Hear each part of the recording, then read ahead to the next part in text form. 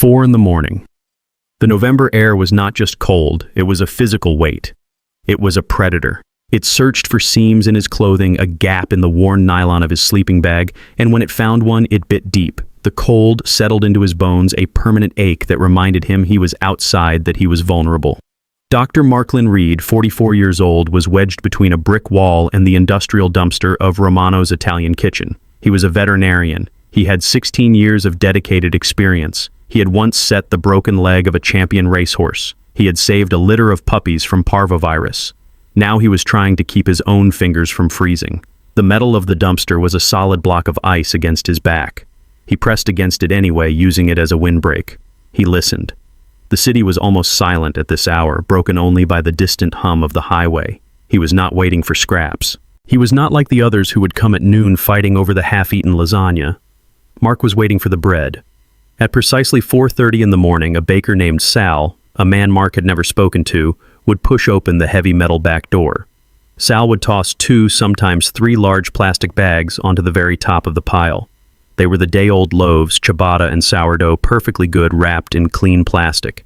They were unsold, not unclean. This was not dumpster diving. He repeated this mantra to himself every night. This was strategic recovery. It was a system. He had standards. But the distinction had become meaningless, a thin lie he used to separate himself from the men and women he slept near at the shelter. The humiliation was absolute. A man with a doctorate, a man who had subscribed to medical journals and attended conferences, was now living his entire existence by the rhythm of a garbage truck. This was the final grinding insult of his fall. His hands, tucked deep into his armpits for warmth, throbbed with a dull, persistent ache. The cold always triggered the memories. Hazy images of his old clinic. His life flickered behind his closed eyelids. Thompson Veterinary Care. He saw the brilliant focused beam of the surgical light, a circle of pure white in a dark room. He remembered the satisfying click of a hemostat clamping. He heard the high, thin whine of a rescued terrier waking up from anesthesia, confused but alive. He had built that clinic from nothing. He had installed the overhead lights himself, spending an entire weekend on a ladder, carefully angling them for optimal visibility during surgery. He had painted the walls a calm, therapeutic blue with his own hands, choosing the shade himself because he had read a study that it soothed anxious animals. The memory was a stark, cruel contrast. It smelled of antiseptic and clean fur. This alley smelled of sour milk and damp cardboard. The rumble of an engine far down the street made him flinch. His heart hammered. Not the garbage truck, not yet. It was too early. He pulled the thin sleeping bag tighter around his shoulders. The memory of the clinic was gone, shattered by the cold reality. The freezing concrete pressed against his hip, a constant reminder of where he was. The scent of warm yeast from the bakery's ventilation shaft was a form of torture. He closed his eyes tighter, waiting for the sound of the metal back door. He waited for 4:30. 18 months ago, Marklin Reed had everything. He had a thriving practice, a home in the suburbs with a mortgage he paid on time, and a family he thought was stable. Now he had been on the streets for 3 agonizing months.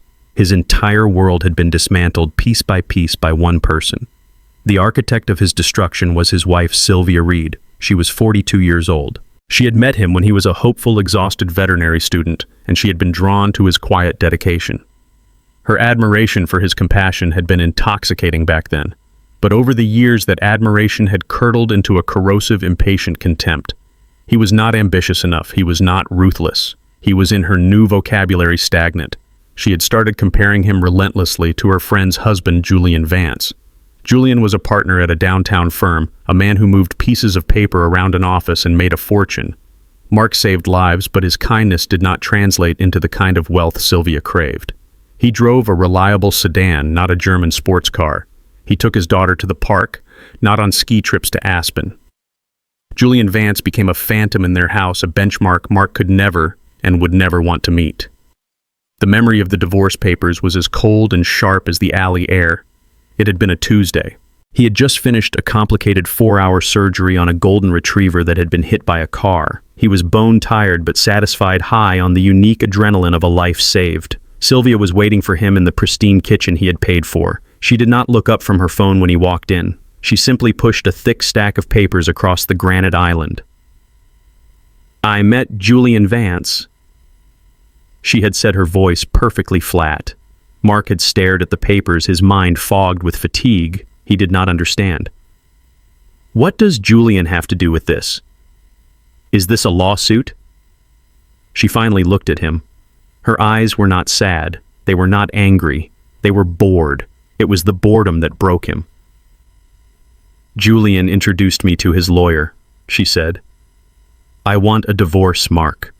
He had tried to reason with her, his voice still thick with the day's exhaustion. Sylvia, what is this? We can talk. We can go to counseling. He has ambition, Sylvia said, as if that explained everything. Her voice was sharp now, filed to a point. He has drive. He moves forward. She gestured around the kitchen at the life he had built for them. You are just here. I am a veterinarian, Sylvia. I heal animals. That is what I do. That is who I am. She laughed. It was a short, dry sound that held no humor. And what does that get us? What do you have? Kindness. She spat the word like it was a poison. Kindness does not pay the mortgage, Mark. Kindness does not buy a house in the Hamptons. Kindness is weak, and I am done being married to a weak man. Sylvia and her legal team had not just divorced him. They had systematically dismantled him. They argued in court that she had sacrificed her career to support his. It was a grotesque, breathtaking lie. Sylvia had quit 3 different high-paying marketing jobs in 5 years, each time complaining that the work was beneath her or the environment was too stressful. But in court she was a portrait of the wronged wife, and her lawyer painted Mark as a selfish, ungrateful husband. The judge, impressed by her poise and her lawyer's ruthless aggression, had believed it all. The court awarded Sylvia the house. They awarded her half the value of the clinic, a crushing sum that forced Mark to sell the practice he had poured his blood and soul into. And then, in a final devastating blow, they awarded her crippling alimony. He was ruined.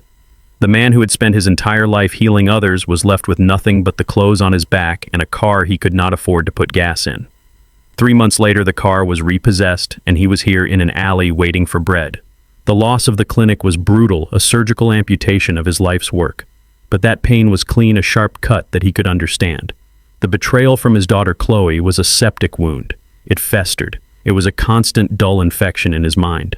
She was only 16 years old, a child he had taught to ride a bike and check a dog's heartbeat.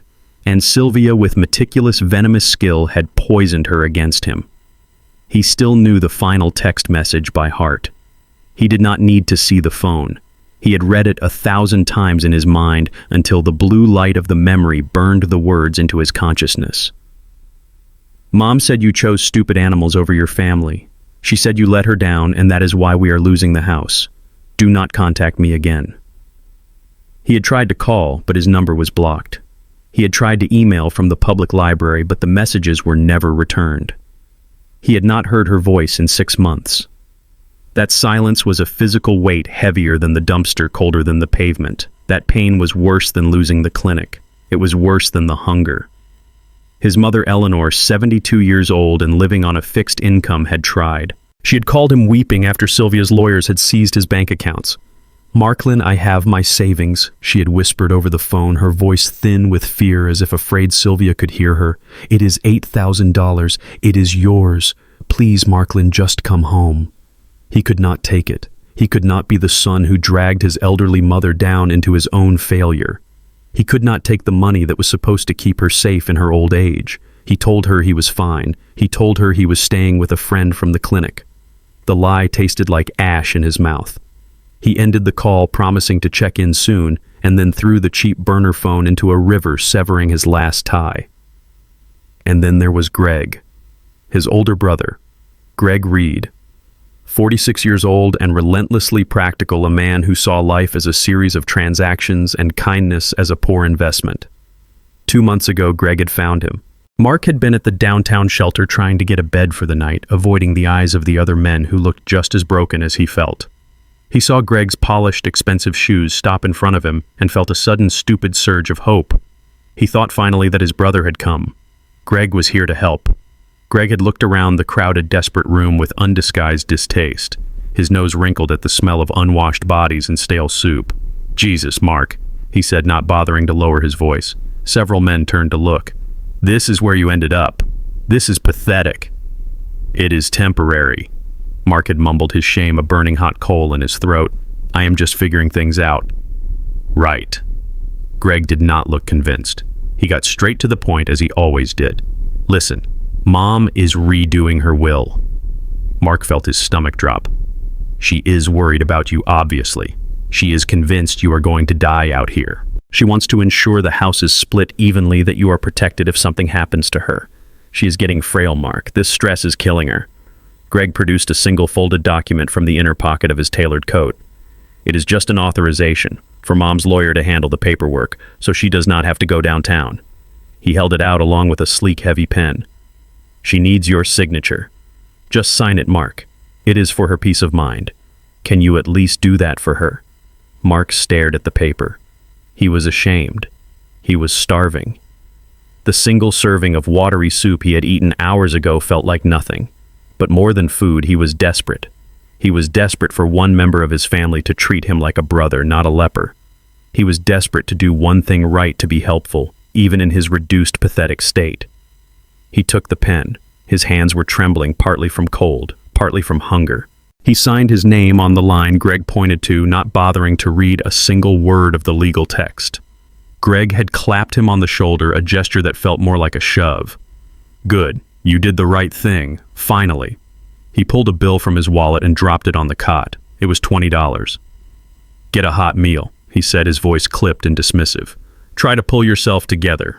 Then he walked away, his expensive shoes clicking on the dirty linoleum, leaving Mark alone in the crowd, clutching the $20 bill like a fool. Mark shivered in the alley. The wind found a new opening in his sleeping bag, slicing against his ribs. The cold was nothing. The shiver came from the memory of his own profound, bottomless stupidity. He had trusted Greg. He had signed the paper. And in the deepest, most frozen part of his heart, he knew that signature had not been an act of help. It had not been for his mother. It was just another transaction. And he had been the one who was sold. The next morning, the sun did nothing to fight the cold. It was 9:30. The weak, watery light of a November morning only served to illuminate the grime of the alley. Mark was back in his spot, huddled in the sleeping bag. A layer of white frost covered the green nylon, a brittle skin that crackled every time he moved. He was waiting for the bread. This was the main event, the 9:30 morning discard from Romano's, the one he relied on for actual sustenance. His stomach was a tight, aching knot. He watched the back door of the bakery, his focus absolute. He was a predator, waiting for his prey, tuning out the distant city traffic, the sirens, the entire world beyond this 10-foot stretch of pavement. That is why he heard the footsteps instantly. They were wrong. They were not the slow, hopeless shuffle of the other regulars. They were not the heavy, rhythmic tread of the security guard who sometimes told him to move along. This was a different sound. It was a sharp, distinct click, a click of hard leather on wet concrete. It was a sound of purpose, of money. It was a sound that did not belong in this alley. Mark looked up, his body tensing for a confrontation. A man was standing there, silhouetted against the bright mouth of the alley. He looked like he had taken a wrong turn out of a boardroom. He wore a navy wool suit that probably cost $5,000, a crisp white shirt, and a conservative silver tie.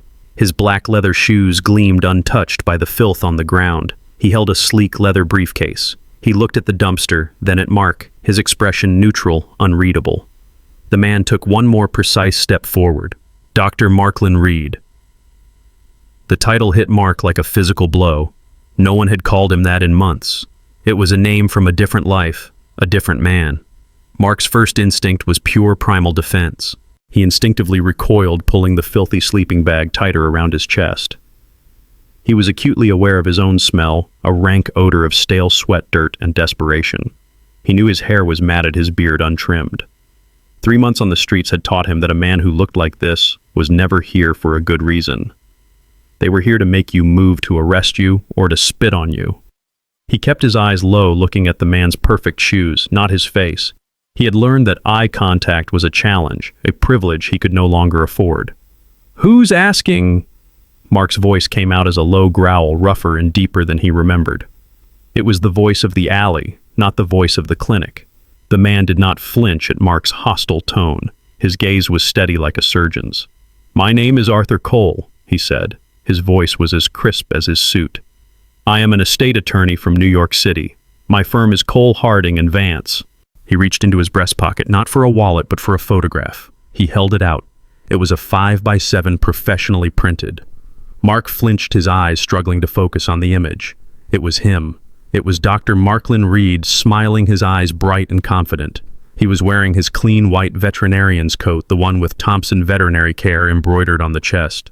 He was standing in front of the clinic's front door, the blue walls he had painted visible just behind him. It was a picture taken by the local newspaper for an article. It was a picture of a man who no longer existed. "I am looking for that man," Cole said, his voice quiet but firm. Mark stared at the ghost in the photograph. "He is gone." Mark whispered the words, tearing at his throat. "What do you want?" Cole carefully slid the photograph back into his pocket.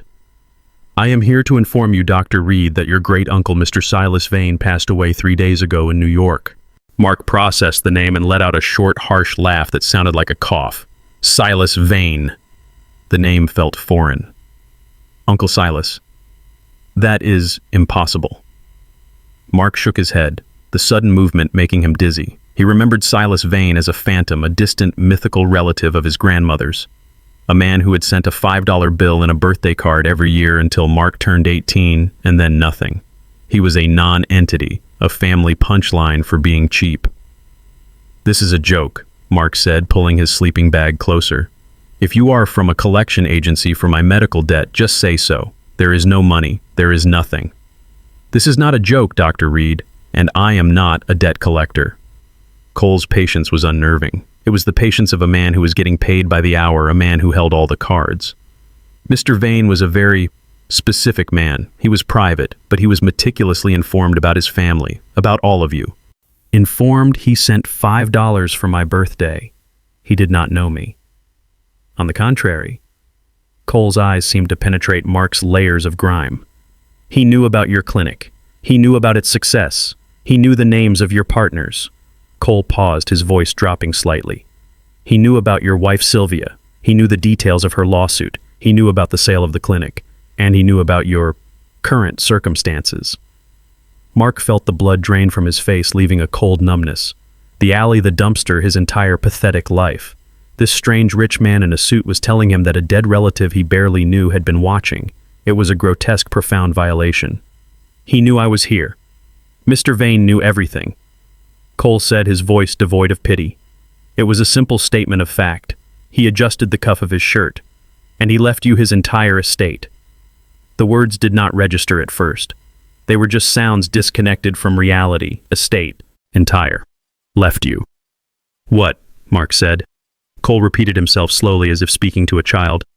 "Silas Vane left you everything, Dr. Reed. His properties, his holdings, his entire fortune."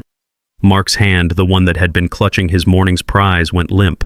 A small foil-wrapped container of half-eaten lasagna, the one he had been saving, slipped from his numb fingers. It hit the wet pavement with a soft, pathetic splash.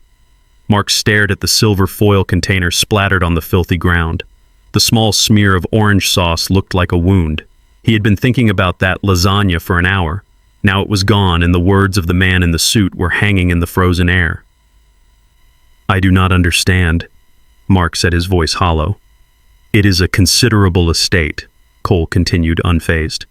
"A penthouse in Manhattan overlooking the park, a yacht in the Hamptons, a significant investment portfolio." He paused, as if checking a mental list. "By our initial estimates, the total value is approximately $47 million. $47 million. The number was so absurd, so fantastical, that it broke the spell. The fog of shock cleared, replaced by a sudden hot surge of anger. This was a prank. It was a cruel, elaborate joke.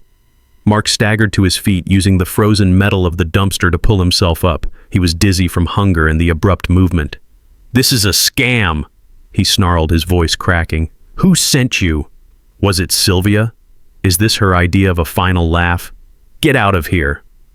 Arthur Cole did not move. He simply reached into his briefcase and withdrew a slim leather wallet. He opened it not to a badge, but to a plastic card. "This is my New York State bar card, Dr. Reed. My number is on it. You can verify it with any public library computer." He then reached into his breast pocket and produced another document. "This is a certified copy of Mr. Vane's death certificate filed with the state of New York." Finally, he held out his business card. My firm, Cole Harding and Vance, has managed Mr. Silas Vane's estate for over 30 years. Your great-uncle was our most senior client. I assure you this is not a scam. This is probate." Mark stared at the documents. The card was thick, the letters embossed. The death certificate looked official, severe. 30 years. This was not a joke. His legs felt weak. $47 million. His mind flashed back not to the clinic but to the courthouse steps 6 months ago. It was the day the divorce was finalized. He was numb, his suit hanging off his frame. Sylvia had emerged radiant, already heading toward a sleek black BMW parked at the curb. Julian Vance was in the driver's seat, engine idling. "Mark," she had called out. He stopped. She walked over, a smile playing on her lips, a smile of pure venomous triumph. "I just wanted to say no hard feelings." "True." "You took everything, Sylvia," he had whispered. She laughed, a bright tinkling sound that the wind carried away. "I took what I earned. You should be grateful, Mark. I freed you." She adjusted the collar of her expensive coat. "But I do have one piece of advice. You should really work on this weakness, this kindness. No one will ever love a broke loser like you. No one respects a man who does not take what he wants." She tapped his chest with a gloved finger. "You will die alone in the street, Mark. You are just pathetic." She had turned and walked away, climbing into Julian's car without a backward glance. The word pathetic had echoed in his head for 6 months. It was the word he heard when he woke up. It was the word he heard when he begged for change. And now a man in a $5,000 suit was telling him he was worth $47 million. He looked at Cole, his mind racing, trying to find the logic. "Why me?" he demanded, his voice desperate. "This makes no sense. My cousin Damon is on Wall Street. He manages hedge funds. My cousin Trevor is a surgeon. He saves lives. Why the failure? Why the man in the alley?" Cole's expression remained neutral. He slid his credentials back into his pocket. Mr. Vane was very clear on that point, but he stipulated that his reasons were his own. Which brings us to the terms. There is one condition. Mark stiffened. Of course. There it was, the other shoe, the catch. "What condition?" "It is quite simple," Cole said. "You must come to New York, immediately. Mr. Vane recorded a video message for you before he passed. It outlines his intentions. The will states that you must watch this message in his study to formally accept the inheritance." Mark felt a flicker of his old self, of his old defiance. He was tired of being pushed around by Sylvia, by his brother, and now by this ghost. "And if I do not go," he challenged, "what if I stay right here?" Arthur Cole looked at his polished shoes, then back at Mark. He delivered the final blow with the precision of a surgeon. Then in precisely 72 hours, the will dictates that the entire estate, all $47 million, defaults to the alternate beneficiary. "Who?" Mark breathed, though he already knew.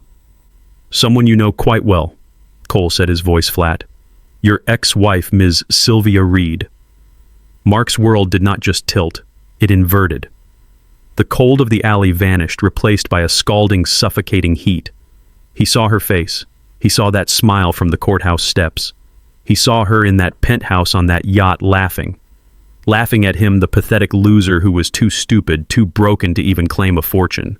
The idea of her hands on that money, of her victory being so complete, so absolute, was a physical agony. It was worse than the hunger. It was worse than the cold. It was worse than death. Cole watched the war happening behind Mark's eyes. He saw the shift from despair to a new terrible fire. He had delivered his message. He snapped his briefcase shut. "My car is waiting at the end of the alley, Dr. Reed," he said, his voice softening for the first time. "Whatever your decision, it is clear you are freezing. At the very least, allow my firm to provide you with a hot meal and a shower. We can discuss your options in the warmth." Mark looked away from the lawyer. He looked at the dumpster, the frozen monument to his failure. He looked at the spilled lasagna, a smear of orange sauce on the black pavement. That was his life. A cold meal he had lost in an alley while his mortal enemy was poised to inherit $47 million. The rage was a fire burning away the last of his apathy. It was a reason. It was an engine. He turned back to Arthur Cole. He was no longer a beggar. He was a man with an objective. "I will go," Mark said. His voice was steady. Cole nodded once, as if this was the only possible outcome. "Good. The car is this way." "Wait," Mark held up a hand. The gesture felt new, empowered. I need 5 minutes. Just 5 minutes. Cole looked at his own watch, an elegant thin timepiece. Dr. Reed, we are on a very tight schedule. I do not care about your schedule. Mark said the word sharp. I am not leaving one of my own behind. I have to find someone. 5 minutes. Cole saw the inflexible iron in Mark's eyes and gave another short nod. 5 minutes. I will be in the car. Mark turned and ran. He did not walk. He ran out of the alley, his tattered boots slapping against the sidewalk. He knew exactly where to go.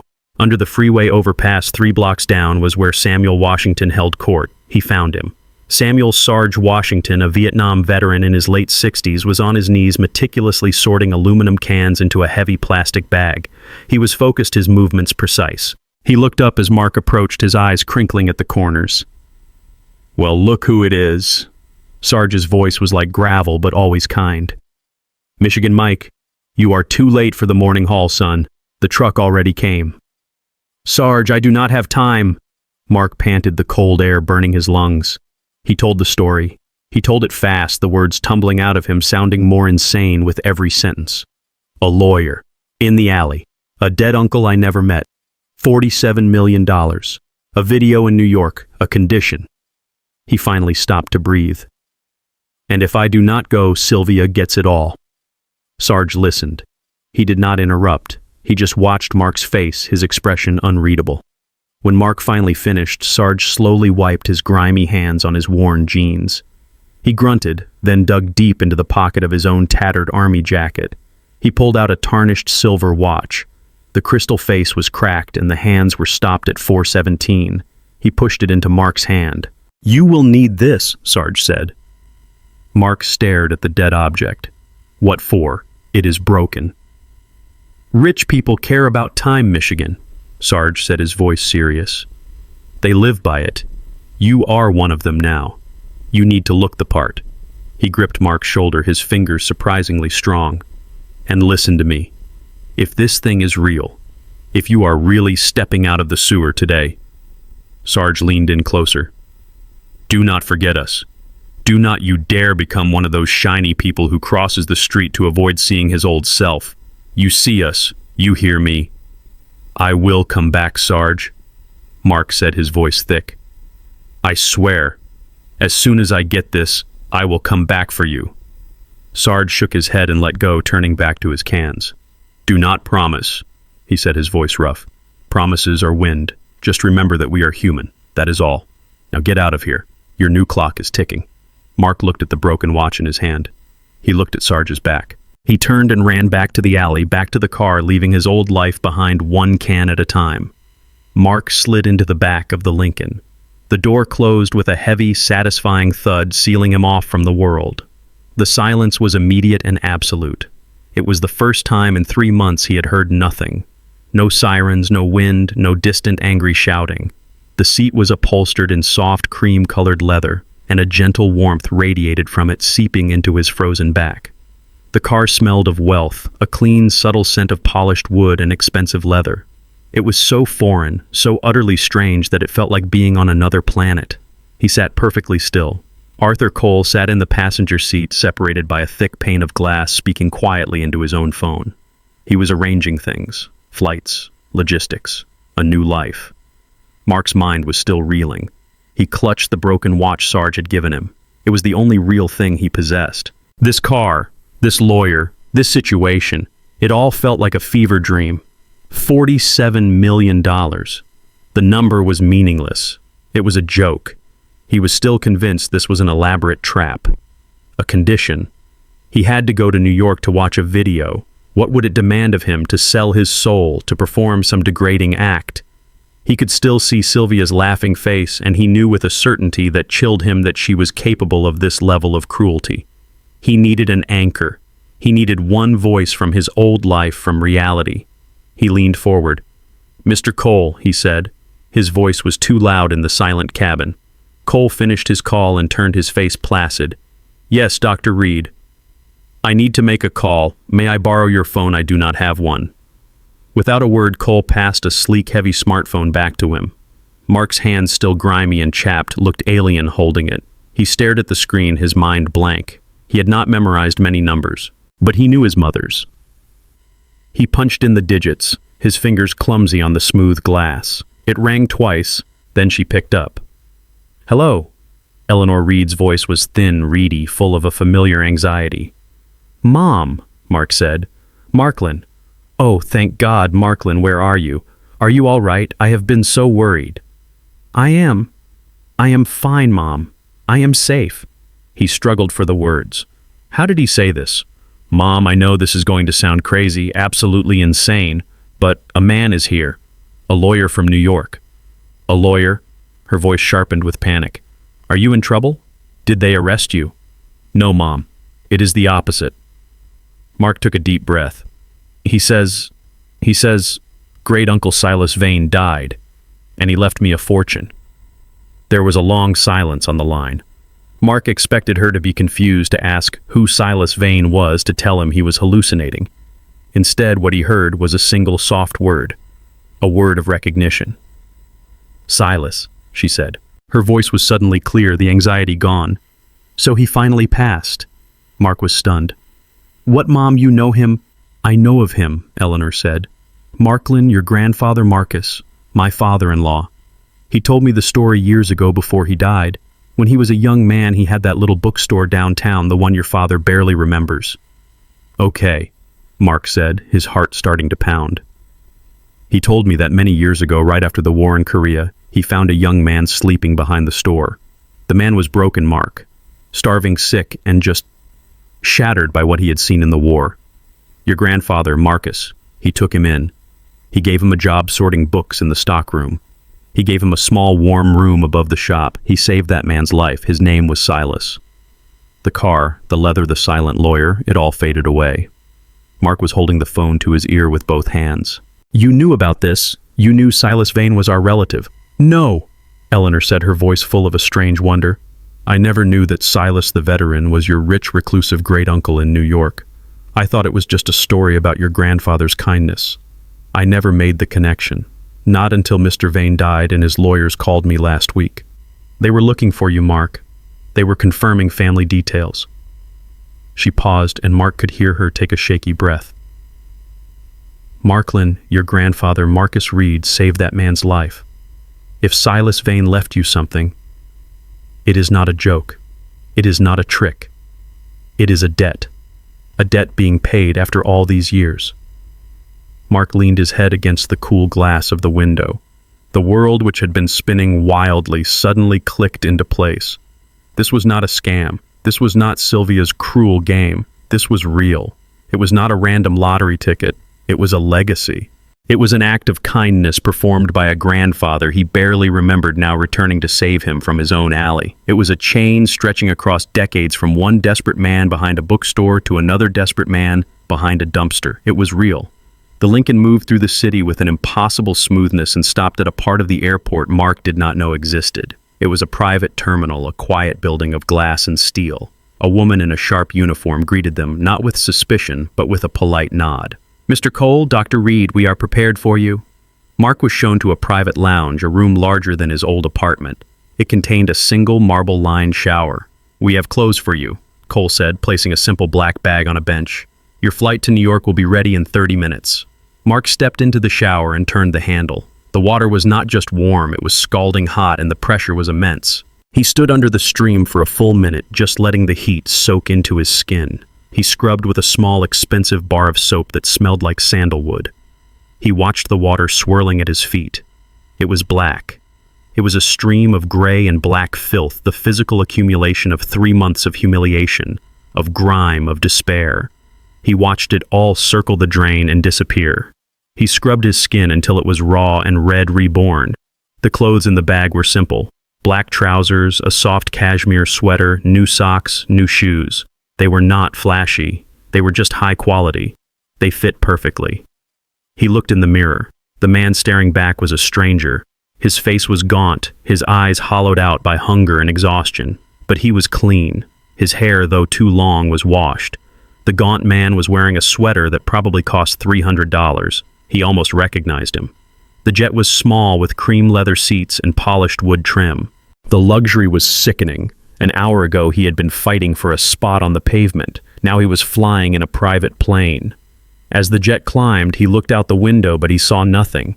He turned to Cole, who was sitting opposite him reading a legal brief. "Tell me about him," Mark said. Cole looked up, his eyes neutral. "About Mr. Vane?" "Yes. Why did he do this? You said he was specific." Cole leaned back, placing the brief on the table. "That is an understatement. Silas Vane was eccentric. He was a recluse. He lived in that penthouse for 40 years and rarely left it. He made his initial fortune in rare books. He had a preternatural gift for finding lost manuscripts. But Mark sensed there was more. But his real talent, Dr. Reed, was reading people.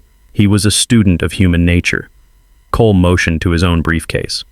"My firm has handled his affairs, but he also employed a team of private investigators. He kept files, thick files." "On who?" "On everyone," Cole said, his voice flat. "On every member of your family. Your cousin Damon and his trading habits, your cousin Trevor and his gambling problem, your brother Greg and his business debts, and you, Dr. Reed. He had a very thick file on you." A new colder chill settled over Mark, one the plane's heating system could not touch. He knew. He knew I was on the street. He knew where I was in that alley. Mark's voice was a low, horrified whisper. He watched me become homeless. He watched me freeze and starve, and he did nothing. Cole held his gaze. "Yes, he did." "That is monstrous," Mark said. "He was dying, Dr. Reed," Cole said, his voice softening just a fraction. "Pancreatic cancer. He had known for 6 months. He was in a hospital bed watching while you were in that alley. That does not make it better." "No," Cole agreed. "But it provides context. He was a man running out of time looking for an heir. He believed in one thing, a phrase he repeated to me often." "What was it?" Cole looked out the window at the clouds below. He said, "Adversity reveals character in a way success never can." He did not want to see who you were with money. He wanted to see who you were with nothing. The elevator ride was silent, a smooth, impossibly fast ascent that Mark felt in his stomach. The doors opened not into a hallway, but directly into the apartment. No, not an apartment. It was a cavern. Mark stepped out onto a floor of polished black marble. The first thing that hit him was the view. The far wall was not a wall at all. It was a single, seamless pane of glass, perhaps 50 feet long, looking down on Central Park. From this height, the park was a perfect dark green rectangle, a carpet of nature surrounded by the glittering lights of a billion windows. He was above the city, floating. He turned his attention to the room. It was not a home. It was a museum. It was cold, silent, and vast. The ceilings had to be 20 feet high. The furniture was sparse, angular, and looked profoundly uncomfortable. It was placed for viewing, not for living. Original paintings hung on the walls, and even Mark, with his limited knowledge, recognized the style of a few masters. There was a huge, chaotic, abstract canvas that pulsed with reds and blacks, a piece that radiated anger. It belonged in a gallery, yet here it was just a piece of decoration. And the books. There were thousands of them, tens of thousands. Every wall that was not glass was covered floor to ceiling in custom-built shelves. They were filled with ancient leather-bound volumes, first editions, and manuscripts protected by glass. The air smelled of old paper, rich leather, and furniture polish. It was the smell of preserved knowledge. It was the smell of Silas Vane. Mark felt like an ant. He was acutely conscious of his new borrowed clothes. The soft cashmere sweater felt like a costume. He had been scrubbed clean, but he still felt the alley's grime under his skin. He was an imposter in this temple of wealth. He clutched the broken watch in his pocket, the only real thing he owned. Arthur Cole did not offer a tour. He did not pause to let Mark absorb the opulence. His purpose was singular. "This way, Dr. Reed," he said. Cole led him across the echoing marble floor, down a wide, book-lined hallway, and stopped at a set of heavy, dark wood doors. He pushed one open, revealing a room that was different from the rest. It was a study, but it felt more like a private theater or a command center. The room was dominated by two things. The first was a single enormous black leather armchair positioned precisely in the center of the room. It looked like a throne. The second was the wall it faced. It was a massive blank screen, dark and waiting. Cole gestured to the chair. "Please sit, Dr. Reed." "Shall I?" Mark walked forward, his new shoes silent on the thick Persian rug. He sat down. The leather was cold and stiff against his back. He felt like he was being strapped in for an execution or a launch. Cole stood by the door, his hand on the handle. His face was as always professional and unreadable. "Mr. Vane was very specific about this part of the process," he said, his voice formal. "The video message he left for you will play only once." Mark's hands tightened on the arms of the chair. "What does that mean?" "It means there is no rewind," Cole stated. "It cannot be paused. It cannot be replayed. You must watch it in its entirety right now to fulfill the terms of the will. Do you understand?" Mark's throat was dry. "I understand." "Very good." Cole gave a single curt nod. He did not say good luck. He simply pulled the heavy door shut, and Mark heard the quiet, definitive click of the latch. He was alone. He was in a dead man's fortress, sitting in his chair, staring at a black, silent screen with $47 million and Sylvia's victorious laughter hanging in the balance. The room was tomb silent. Mark swallowed, his eyes fixed on the screen, and waited. The screen remained black for a full 10 seconds. Then it flickered to life.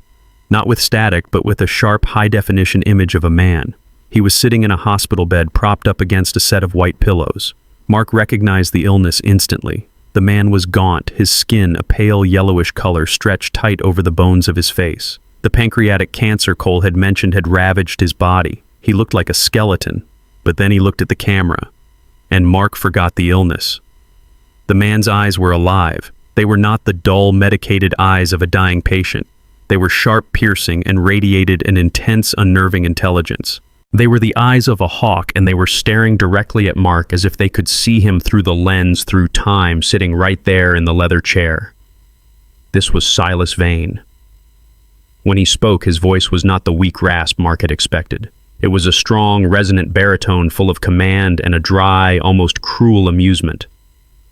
"Marklin," he began. The use of his full name was a deliberate, formal strike. "If you are watching this, it means Arthur Cole has found you. And if my last investigator's report was correct, he found you living on the street, likely behind that Italian bakery on the corner of 4th and Elm. You favor their day-old bread, I am told. A man of standards, even in the gutter." Mark's blood ran cold. The words were a calculated gut punch, a demonstration of power. This dead man had not just watched him, he had studied him. He knew his habits. He knew his spot. "You are wondering why you are here?" Silas continued, his gaze unwavering. "You are wondering why I chose you. You are not the only candidate you know. I have files on all of you. Your cousin Damon, the Wall Street gambler who thinks he is a genius. Your cousin Trevor, the surgeon with the trembling hands and the racing debt. Your brother Greg, the petty tyrant who believes he is a businessman." Silas waved a thin, skeletal hand in dismissal. "I have judged them all. They are weak. They are predictable. They are greedy. They bore me." He leaned a fraction closer to the camera. "But you, Marklin, you are interesting. You lost everything. Your wife, your child, your home, your career. You were publicly and professionally castrated. You had every reason to become a bitter, angry animal. And yet you did not. You remained kind. You puzzled my investigators." Mark's heart hammered. He did not want this man's approval. "But kindness in itself is worthless," Silas said, his voice hardening. "It is a passive quality. It is what victims have. I am not interested in kindness, Marklin. I am interested in strength. I am interested in action." He paused, letting the silence in the vast tomb-like room stretch out. "So we come to the terms," Silas said, his voice dropping to a serious, contractual tone. "You will not inherit this money. Not yet. You will be its custodian. You will be its instrument. The condition for you to inherit this fortune, all $47 million, is this." He held up one long, bony finger. "Within the next 5 years, starting today, you must personally and directly help 100 people get off the streets. 100 souls, Marklin. You must rebuild their lives." Mark's mind snagged on the number. 100. It was impossible. "And I do not mean giving a man $20 for liquor," Silas spat as if reading Mark's thoughts. "I mean real help. The kind of help that lasts. The kind of help your grandfather gave me. You will find them housing. You will secure them employment.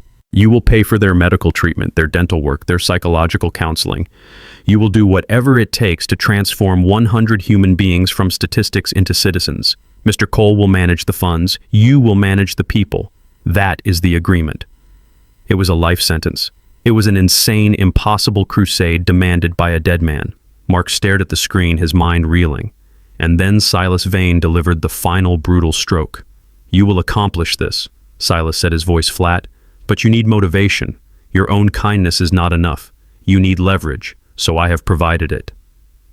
"If you fail," Silas said, his eyes narrowing to slits, "if at the end of 5 years you have not met this quota of 100 lives rebuilt, or if you refuse this task right now, if you get up from that chair and walk out of this room, then the entire estate, every last penny, the penthouse, the yacht, the $47 million will be transferred immediately and irrevocably to the alternate beneficiary." He smiled. It was a terrible skeletal grin. "Your charming ex-wife, Ms. Sylvia Reed." Mark's mind was a siren. 100 lives, 5 years. Sylvia. It was a trap, a cage built of impossible expectations, and she was the consequence of his failure. He was still the loser. He was still pathetic. On the screen, Silas Vane seemed to read his thoughts. "You are wondering why," Silas continued. His voice was softer now, less of a hammer, more of a scalpel. He was no longer giving orders. He was explaining the world. "You are thinking this is an old man's cruel game. You are thinking I am a monster just like she is." He took a slow, rattling breath. "You are half right. It is a game, a test. And I am a man who believes in tests. But I am not cruel. I am in fact the only one who has been fair." He shifted in the hospital bed, a wince of pain quickly suppressed. "Let me tell you a story, Marklin. In 1953, I came back from Korea. I was not a hero. I was a ghost. I had seen things that unmade me. I was broken. I had nightmares that were so loud I could not sleep indoors. So I took to the streets, these very streets here in New York. For 2 years," he said, his voice a low monotone. "I lived on the street. I was not smart like you. I did not have a strategic recovery plan. I was just an animal. I ate from garbage. I slept in doorways. I was invisible. I was dying. And I did not care. One night in a fever, I collapsed behind a small bookstore on the Lower East Side. I was ready to die. I wanted to. But a man named Marcus found me. He did not call the police. He did not kick me. He brought me a blanket and a cup of hot soup. The next day, he offered me a job. As Silas's eyes seemed to look past the camera into a memory that was more real than the hospital room. He gave me a job sweeping floors, sorting books in his stockroom. He gave me a small warm room above the shop. He gave me a purpose. He did not just save my life, Marklin. He saved my soul. The old man was silent for a moment. That act of kindness built this fortune. He gave me a foundation. I built an empire on it, and I have spent the last 20 years of my life deciding who deserved it. So I watched. I watched my family. I used my money to see what their souls were made of. His voice turned to steel. I saw your cousin Damon the Wall Street Shark step over a homeless woman with a look of physical disgust, as if she were garbage. I saw your cousin Trevor the surgeon refer to the men in the local shelter as parasites at a dinner party. They are disqualified. I even watched your own brother Greg, Silas said, and Mark felt his stomach clench. Just last Christmas, my investigator watched him call the police to have an old veteran removed from the sidewalk in front of his store. The veteran was collecting for charity, but Greg said he was scaring off customers. They are all takers, Marklin. They are hollow men. They are empty. And then, Silas said, his voice softening again, I watched you. My investigators were baffled.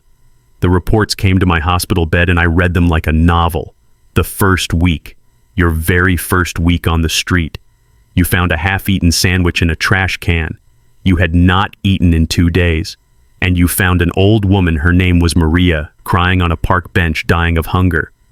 And you split it. You gave her half. Mark's breath hitched. He remembered her. Maria. Her hands had been shaking.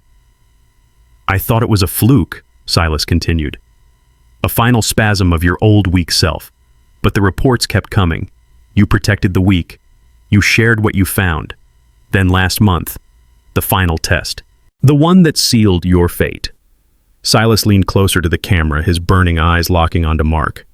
My investigator reported you had pneumonia. You were coughing, you had a fever. You were dying right there in that alley. You finally managed to get $5, $5 from a woman who pitied you. And what did you do with it? Mark knew. Oh God, he knew. You took that $5, Silas said, his voice thick with a strange, fierce emotion. And you went to the black market, not for yourself, not for food, not for medicine for your own lungs. You bought a blister pack of amoxicillin. You gave it to your friend, the veteran Sarge, because his leg had a septic wound. Silas stared at him. You, a man dying of pneumonia, gave away your last $5 for medicine for someone else. Silas leaned back, exhausted by the speech, but his eyes were triumphant. You had every right to become an animal. Your wife betrayed you. Your daughter abandoned you. Your brother swindled you. The world took everything, and yet you gave away your last $5. That, Marklin, is strength, not kindness. That is a spine of steel. You kept your humanity when you had every reason to let it die. That is why you are sitting in that chair. That is why you and only you inherit everything. Mark's mind was reeling, trying to absorb the validation, the sheer crushing weight of it. But Silas was not finished.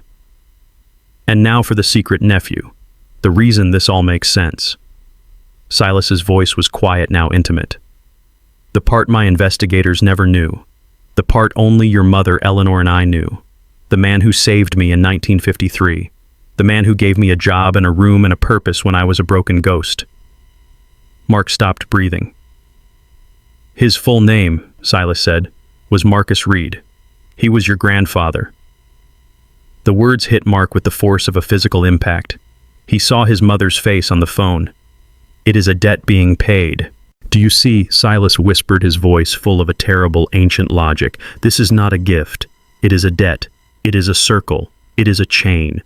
Your grandfather saved me. I am now saving you. And you, Marklin, you are going to save 100 other people. You are going to complete the chain. Silas's image held for a moment, his burning eyes fixed on Mark, a look of profound, exhausted hope. Do not break the chain, nephew. Do not let that woman win. Be the man your grandfather was. Be the man you were in that alley. The rest is just paperwork. The screen went black. The sound of the room's quiet ventilation system rushed back into the silence. Mark sat alone in the leather throne in the vast, dark, and silent room. He was shaking. He looked down at his clean hands, the hands of a man wearing a cashmere sweater, and he clutched the broken watch in his pocket. For the first time since he had stepped out of that alley, he wept. They were not tears of sadness or despair. They were tears of a terrible, crushing, and magnificent purpose. He was not a victim. He was not a loser. He was an heir. Mark sat in the silence for a long time. The screen remained black, a void. The room was cold, but he no longer felt it. The revelation from Silas, the connection to his grandfather Marcus, had settled in his bones like a new kind of marrow, strong and unyielding. The $47 million felt secondary. The threat of Sylvia felt secondary. All that mattered was the chain. The heavy door opened with a soft click. The sound pulled Mark from his thoughts. Arthur Cole stepped back into the room, his face as impassive and professional as it had been in the alley. He held a leather-bound file. He did not sit. He stood by the door, a silent attendant, waiting for a verdict. Well, Dr. Reed, Cole said, his voice neutral, you have seen the terms. I am now required to ask for your decision. Mark did not hesitate. He pushed himself out of the deep leather throne. He stood on his own feet, not as the man from the alley, not as a victim, but as an heir. His grandfather had saved a life in an alley. Silas had given him a mission. He thought of Sarge, his face etched with dignity, sorting cans to survive. He thought of Maria, the old woman who had wept when he gave her half a sandwich. He thought of the $5 bill spent on antibiotics instead of food. He met Arthur Cole's steady gaze. I will do it, Mark said. His voice was clear. It did not tremble. I accept the terms. He took a breath, clarifying the contract not for Cole but for himself. Not for the money, and not just to stop Sylvia. He paused, the truth of it solidifying in his chest. I will do it because my grandfather Marcus Reed would have wanted me to. I will do it to honor the man who started this. The debt will be paid. He was no longer a veterinarian. He was no longer homeless. He was a man with a purpose forged by two men he had never met. He walked past Cole toward the door, toward the light from the massive windows overlooking the park. "All right, Mr. Cole," Mark said, turning to face the lawyer. The dynamic had shifted. He was no longer the subject of an investigation.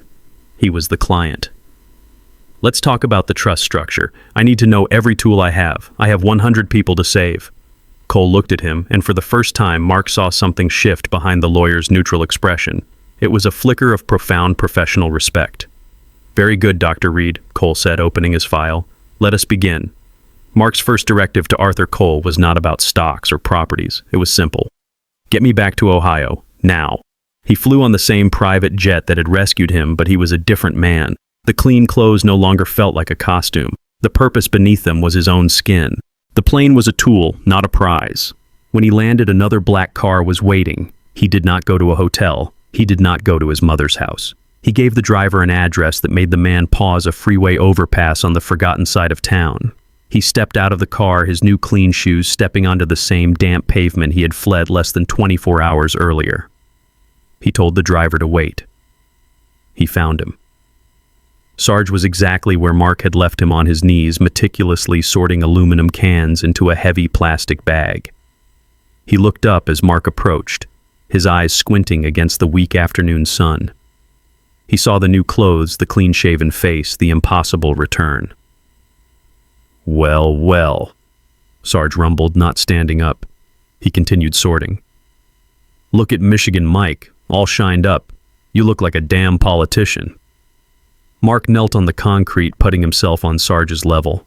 The pavement was cold and hard, a good reminder of what was real. "It was real, Sarge. All of it." Sarge paused, a crushed can in his hand. "The money, $47 million. Mark said, the number still sounding absurd on his tongue. "But it came with a hell of a condition. A test. A cage, just like you said." Mark explained it all. He told him about Silas Vane, about his grandfather Marcus, and about the impossible quota. 100 people, 5 years, all of it resting on his shoulders. He explained the consequence of failure. He explained Sylvia. Sarge listened, his face hardening as Mark spoke. When Mark finished, Sarge let out a long, slow breath and tossed the can into the bag. "So the dead man built you a trap, son. A golden trap, but a trap all the same. 100 souls. That is a heavy lift." "I cannot do it alone," Mark said, his voice quiet but intense. "I do not know how. I am a vet. I know animals. You know the street. You know who is sick. You know who is a con artist. You know who just needs a hand." "What are you saying, Michigan?" "I am saying I need your help," Mark said. "I want to hire you, Sarge. I want you to be the first employee. The first person on the payroll." Mark held out his hand. "I need a director of community outreach, someone to be my eyes and ears, someone to tell me the truth when I am sitting in a penthouse." Sarge stared at Mark's clean hand. Then he looked at his own, which were black with grime and scarred from 20 years of hard living. He let out a harsh, dry laugh. "Director's son, I have not had a real job in 20 years. I am a bum. I collect cans for a living." "No," Mark said, his voice unyielding, fierce. "You have been doing this job for 20 years. You have been the mayor of this block. You have been a counselor, a medic, and a protector." Mark's gaze was solid. "You just were not getting paid for it. Now you will be." Sarge's laugh died in his throat. He saw the absolute seriousness in Mark's eyes. He saw this was not charity. This was not pity. This was an offer. A real one. Slowly, Sarge wiped his dirty hand on his pants, a gesture of profound, forgotten dignity. He grasped Mark's hand. It was a firm, solid grip. "All right, Director," Sarge said, the title tasting strange and good in his mouth. "I am in, but we do this my way. No soup kitchens, no bread lines." "Your way?" Mark asked. Sarge nodded, his eyes already distant, already planning, already working. "You want to save people, you cannot make them beg first. You do not make them come to us like animals waiting for scraps. You give them dignity before you give them help. That is the first rule. You give them a chance to stand up, not just a handout to keep them on their knees. Give them dignity." Mark repeated the words, settling in. It was the first and most important lesson. "That is right," Sarge said, pushing himself to his feet. "Now I know exactly who our first person is. Her name is Maria, and she is dying." Mark moved with a speed that surprised him. With Cole's legal team handling the complex structure, he established the Hartley Vane Foundation. Hartley was his grandmother's maiden name, a nod to the side of the family that produced Marcus. His first act with Sarge by his side was to find Maria, the old woman he had shared a sandwich with. They found her in a shelter suffering from severe malnutrition. She was the first. They got her into a clean private care facility. 1 down, 99 to go. He was coordinating a medical check for Sarge when his new phone rang. It was his mother. He smiled, expecting a pleasant check-in. Instead, he heard her voice, thin and terrified, choked with sobs. "Marklin, Mark, the bank. Oh God, Mark, the bank called. They said the word foreclosure. They are taking my house." Mark's blood turned to ice. "What, Mom? That is impossible. Your house is paid for." "I do not understand," she wept. "They said the payments stopped. Greg was supposed to be... He handled the reverse mortgage." The words hit Mark like a physical blow. Reverse mortgage. He hung up, promising his mother he would fix it. He made one call, to Arthur Cole. "I need you to investigate my mother's house, right now. Find out about a reverse mortgage in her name, handled by my brother Greg Reed." The answers came back in 2 hours. They were swift and brutal. The document Mark had signed in that homeless shelter, the one Greg said was for a will, was not for a will at all. It was a legal waiver. It was Mark relinquishing his rights as a co-inheritor, which allowed Greg as primary caregiver to take out a massive reverse mortgage on Eleanor's fully paid-for home. He had systematically drained every penny of equity she had. He hadn't made a payment in 3 months. He had stolen his own mother's house. Mark found Greg at his failing electronics store. Greg was yelling at a teenage employee. "Greg," Mark said. His voice was quiet, cold, and it cut through the store. Greg turned his face a mask of arrogance. "Well, well, look at you. Heard you struck gold. It is about time you paid me back for..." "You are a thief," Mark said, his voice level. "You stole from our mother." Greg's face hardened. "I did what I had to do. You were gone. You were a pathetic loser. Remember, I took care of her. I deserved that money. You owe me." "You are right," Mark said. "I was a failure. But you, Greg, you are a parasite." Mark stepped forward. "And you committed fraud. My lawyers have the document I signed. They also have a sworn statement from the notary who was your drinking buddy stating he never saw me sign it. It is a felony, Greg. Forgery, elder fraud." The color drained from Greg's face. The arrogance vanished, replaced by the pale, clammy fear of a cornered rat. He started to stammer. "Now wait, Mark. It was just a loan." "Shut up." Mark's voice was absolute. "The loan has been paid as of 10 minutes ago. From my personal funds, not the foundation's. This was family." Mark turned to leave. Greg, desperate, grabbed his arm. "Mark, wait. You have to help me. I am..." Mark ripped his arm away, his eyes filled with a cold disgust. "Eleanor Reed is the second person the Hartley Vane Foundation has saved. Grandfather Marcus saved a total stranger from an alley. I had to at least save my own mother from her son." He looked his brother in the eye. "Get out of her life. You will never contact her again. You will never see her again unless I am in the room. If you so much as call her, I will give the fraud report to the district attorney. We are done." Mark walked out of the store, leaving his brother shaking in the ruins of his own greed. He had learned the lesson. Kindness was a weapon, and it required boundaries of steel. 6 months passed.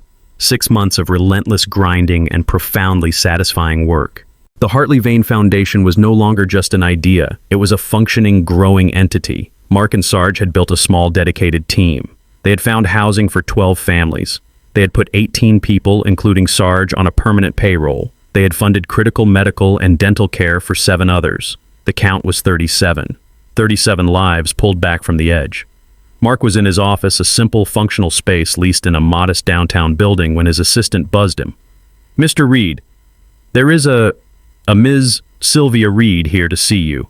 She does not have an appointment." Mark froze for a moment, his hand on a stack of files.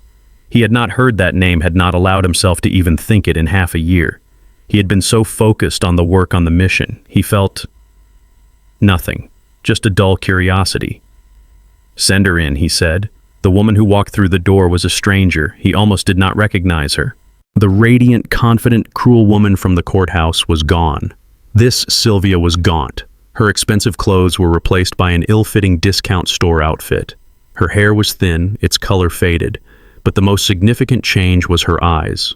The boredom, the sharp intelligence, the venom, it was all gone. All that was left was a raw, hollowed-out desperation. She stood awkwardly in the middle of the room. "Mark," she said, her voice a weak imitation of its former self. "Sylvia," he replied, his voice even. He did not stand. He simply waited. She began to cry. It was not the performative sobbing he had seen her use on lawyers. It was a broken, ugly sound. "Mark Wine, I made a mistake. A terrible mistake." "Why are you here?" he asked. "Julian," she choked out. "He left me. He found a new secretary. A 24-year-old. He just left me. He said I was too ambitious." She laughed, a sound like glass breaking. "He took the car. He canceled the cards." She took a step closer, her hands twisting together. "They are foreclosing on the house, Mark. Your house. I am going to lose it. I have nothing. I am going to be on the street." She looked at him, her eyes pleading for the first time in her life. "Mark, please. I was wrong. I was so wrong. I am losing everything. You have all this. You cannot let me end up like you were." Mark looked at her. He searched his own heart for the rage he had once felt, the white-hot hatred that had fueled him. It was not there. The wound Sylvia had left was long since scarred over, healed by a new, more profound purpose.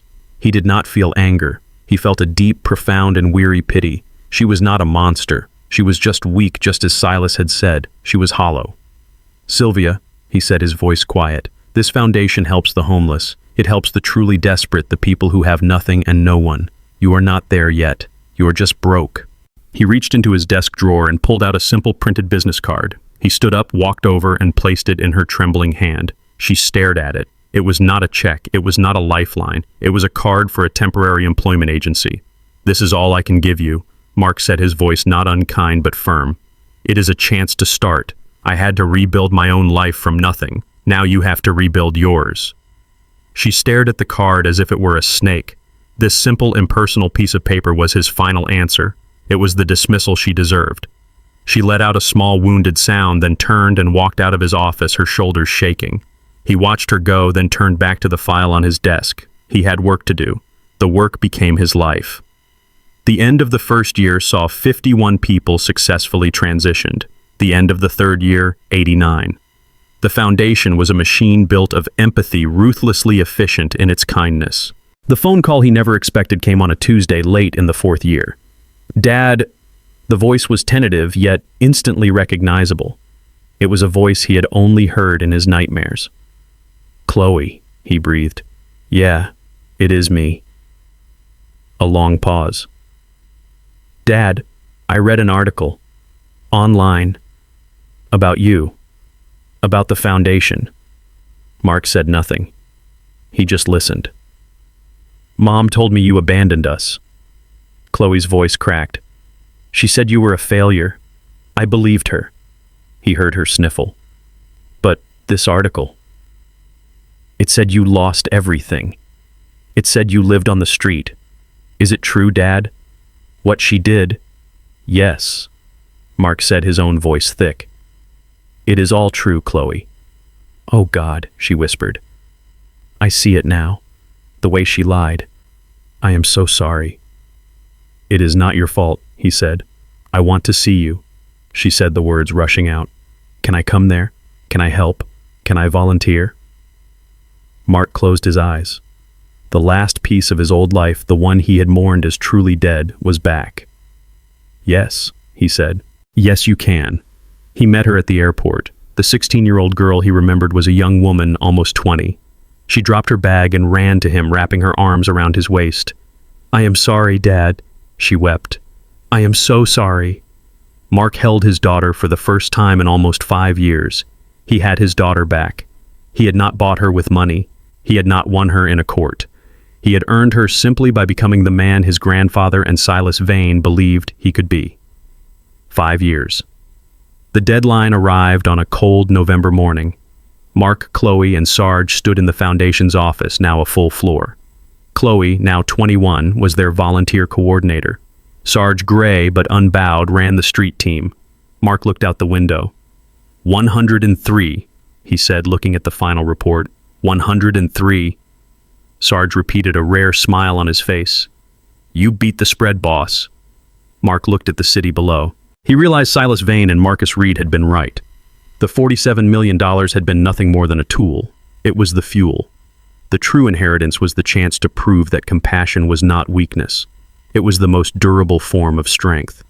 His grandfather had started the chain. Silas had continued it. And now it was his turn. He had accepted the help, and in doing so had learned how to pass it on, one life at a time. The chain was intact. True wealth isn't measured by the assets you inherit, but by the character you possess when you have nothing. Compassion is a currency that never devalues. It is a legacy passed down not through wills, but through action, creating a chain of kindness that can rescue generations.